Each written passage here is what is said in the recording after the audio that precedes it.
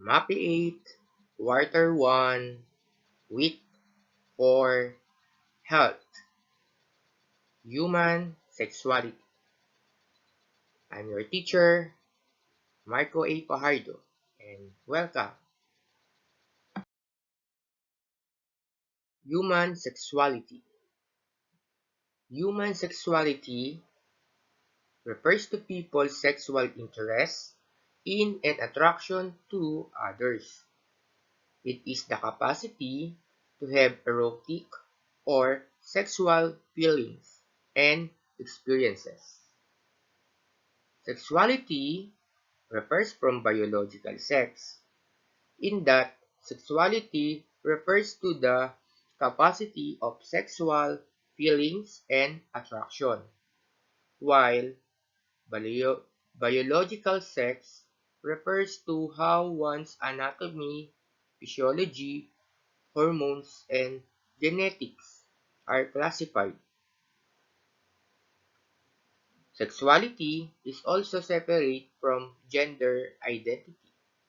This is a person's sense of their own gender or socio-cultural classification like man, woman, or another gender based on biological sex, male or female.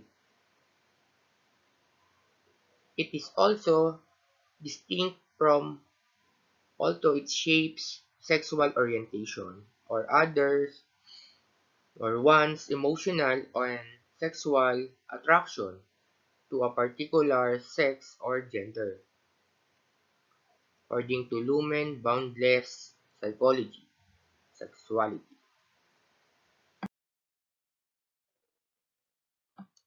Gender and sexuality are two issues that affect your life as a teenager. These two concepts have some of the greatest impact on how you view yourself and deal with other people. Remember, how you view yourself and deal with other people, especially with opposite sex. Sexual feelings are normal and healthy. As a teen, you will experience a heightened desire to explore your sexuality. This is completely normal and healthy. Just keep in mind that sexuality encompasses our whole being. Managing sexuality related issues should be founded on values, okay? Particularly self-respect and respect from others. LMS Grade 8, Physical Education and Health, page 208.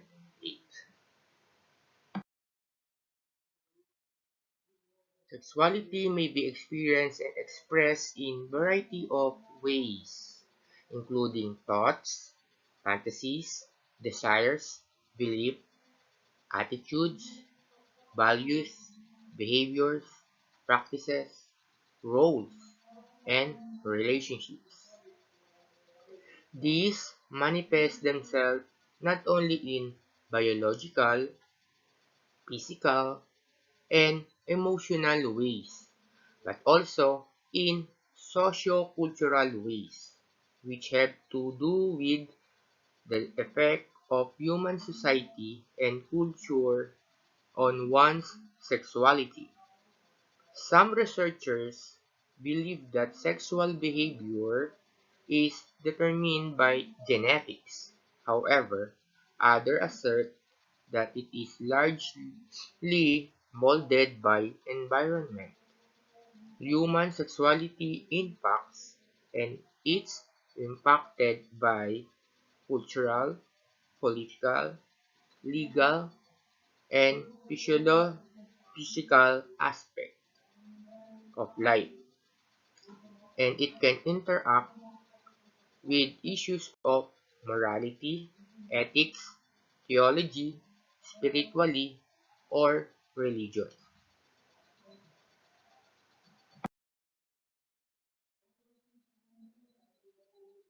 Human sexuality is part of your personality. knowledge, belief, attitudes, values, and behaviors. Expression of our physical, emotional, and spiritual responses, thought, and feelings.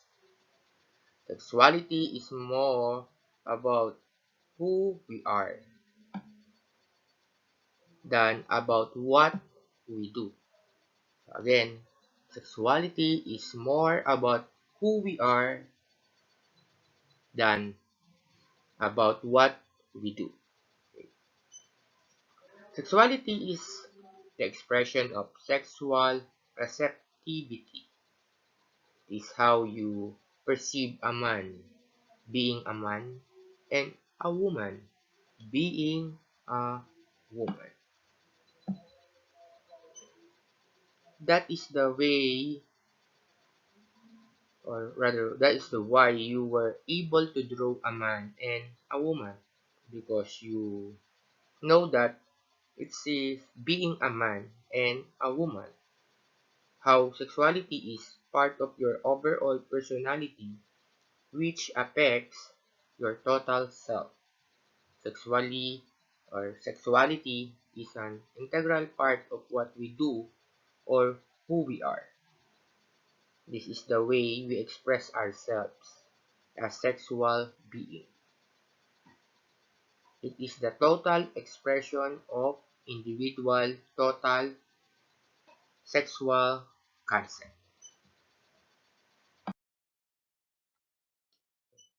Dimension of human sexuality. It involves the following: ethical self, the way you value yourself; social self, the way you interact with others; physical self, the way you look as a man or woman; mental self, the way you think as a man or a woman; and emotional self, the way you feel about yourself and others. Since you know sexuality is greatly influences you in your future endeavor as you grow, but being human is also being social to one another, and you acquire more knowledge. Your personality about sexuality changes and varies because of society.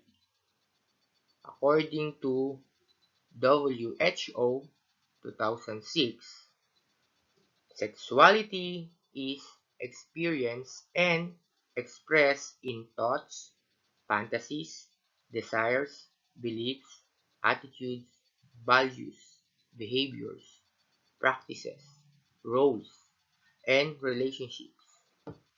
While sexuality can include all of these dimensions, not all of them are always experienced or expressed. Sexuality is influenced by the interaction of biological, psychological, social, economic, political, cultural, legal, historical, religious, and spiritual factors. Individual attitudes, behavior, and practices are the result of different factors in the environment. These factors can influence one's perception of the different human sexuality-related issues. This also helps an individual in character formation and personal development, which might lead to good family health in the future. The following are the different factors that influence sexual attitudes and behaviors: family, fear, culture, and media. Okay. Family. The family has a vital role in individual's life. Family values oftentimes determine the values of a person. It is the appropriate for the parents to guide, support, and advises their children whenever sexuality issues arise. Teaching the children positive values, self-esteem, strong self-control, discipline, and being responsible for making decisions are some of the tasks of the parents. Likewise, children should give respect to the decision of their parents. Peers. Like the family, friends, can also have a significant impact on an individual's view regarding human sexuality. Having friends can make everyone's life colorful, bonding with each other, sharing feelings, interests, thought, and experiences as a mean of influencing each other. Also, in times of sorrow, sadness, loneliness, depression, and other negative moods, there are friends to talk to and express emotion. Friends also affect how people shape their attitudes and behavior towards sexuality-related circumstances. Culture. Different cultures may vary differently norms, including how they understand and perceive sexuality, how they influence the artistic expression of sexual beauty, how they understand the relationship between gender and sexuality, and how they interpret and or judge sexual behavior. Societies that value monogamy, for example, are likely to oppose extramarital sex. Individuals are socialized to this more and values, starting at a very young age by their family, education system, peers, media, and religion. Religion. Historically, religion has been the greatest influence on sexual behavior. Most world religions have developed moral codes that have sought to guide people's sexual activities and practices. The influence of religion on sexuality is especially apparent in many countries today. In the long debate issue of gay marriage, some religions view sex as sacred act between a man and a woman that should only be performed within marriage. Other religions view certain kinds of sex as shameful or sinful, or stress that sex should only be engaged in for purpose of procreation. Many religions emphasize control over one's sex drive and sexual desire, or dictate the time of condition in which sexuality can be expressed, whether or not sex before marriage. The use of birth control, polygamous relationships, or abortion are deemed acceptable is often as a matter of religious belief. Media. Media or the mass media is in the form of television, magazine, movies, and music, as well as we could consider the internet, continues to shape what is deemed appropriate or normal sexuality, targeting everything from body image to products meant to enhance sex appeal.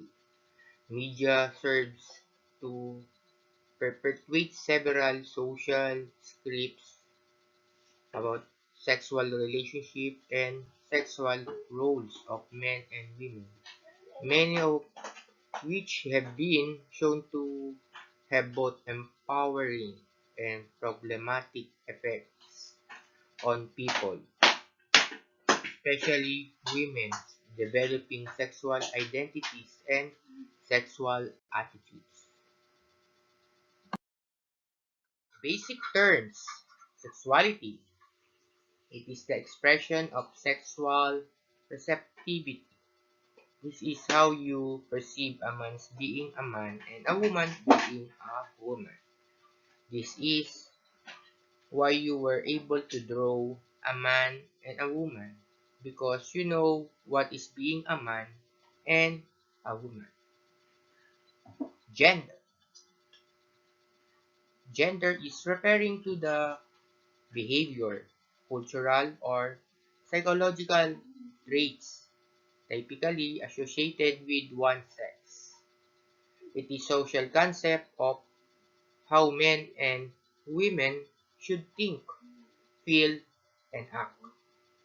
It refers to femininity or masculinity of a person's role and behavior. This is different from sex, which is the biological basic of being male and female. Gender roles.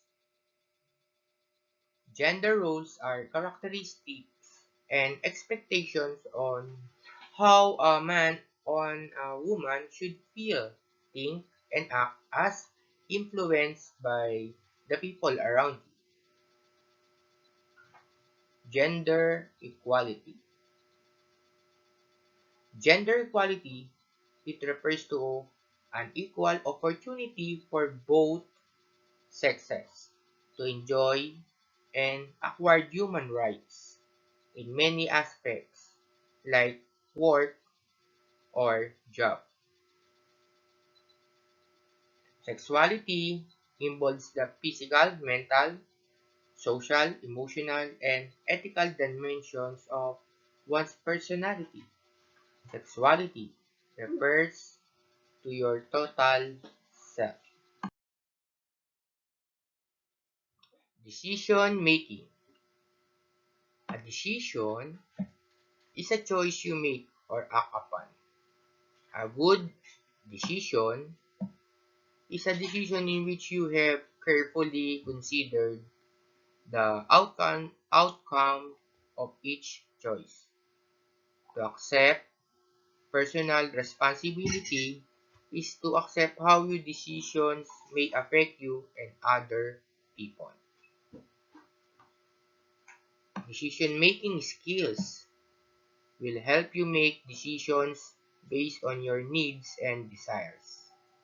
At the same time, it helps you to resist peer pressure. Decision-making skills must be practiced and exercised in resolving issues and concerns about sexuality. At the end, you must understand gender and human sexuality with a lesson in decision making. The 6 steps of decision making. Decide. Determine the problem. Explore the alternatives. Consider the consequences. Identify your values. Decide. And last, evaluate. Your decisions related to your sexual behaviors affect yourself and others now or later in your life. These sexual behaviors may be toward yourself, your family, your friends, and other people. Thus, what you choose to do and how you behave should be guided by family, social, spiritual standards, and should be based on decision-making steps or procedures. Now, let us perform our activity task and submit it on time. Thank you for listening.